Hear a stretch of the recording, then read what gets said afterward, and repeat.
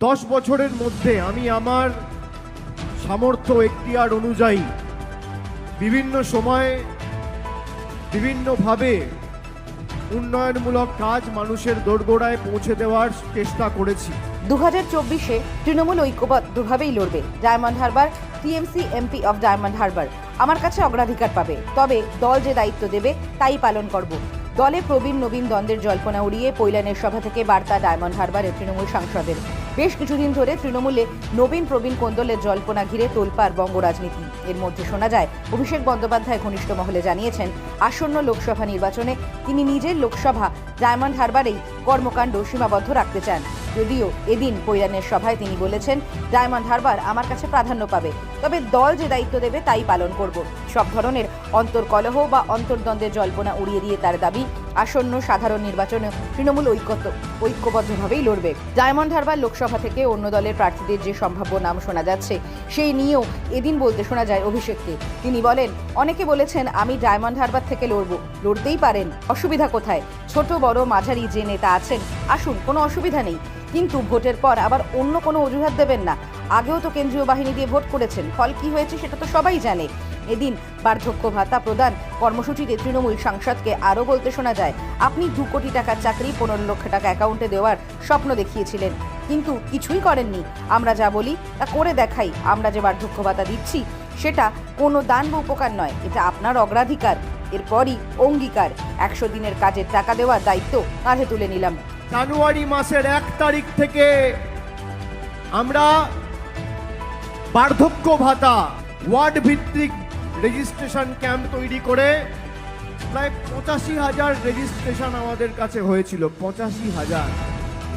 তারপর physical verification হয়েছে যে কার একান্তই প্রয়োজন আর কার দরকার নেই, যাকে আমরা বলি ডেটা স্যানিটাইজেশন।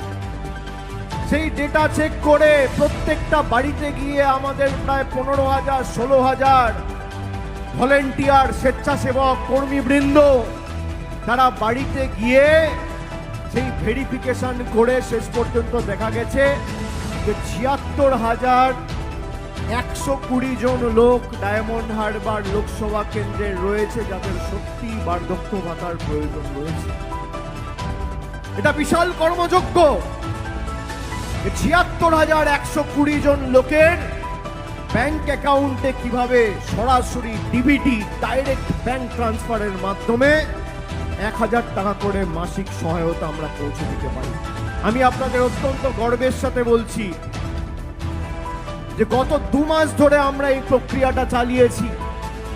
বিভিন্ন বুথে আমাদের সক্রিয় কর্মীবৃন্দদের সাথে কথা বলে, আমাদের শুভানুধ্যায়ী সমর্থকদের সাথে কথা বলে আমরা 16,380 জন স্বেচ্ছাসেবককে আইডেন্টিফাই করেছি।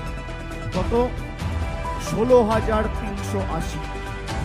এই 16,380 জন স্বেচ্ছাসেবক 4 জন বা 5 জনের দায়িত্ব নিয়েছে সরাসরি। তারা দায়িত্ব নিয়ে 5 জন বয়স্ক মানুষের জীবনে হাসি ফোটাবে এবং তার মাধ্যমে আমরা এই স্বপ্নকে বাস্তবায়িত করতে পেরেছি।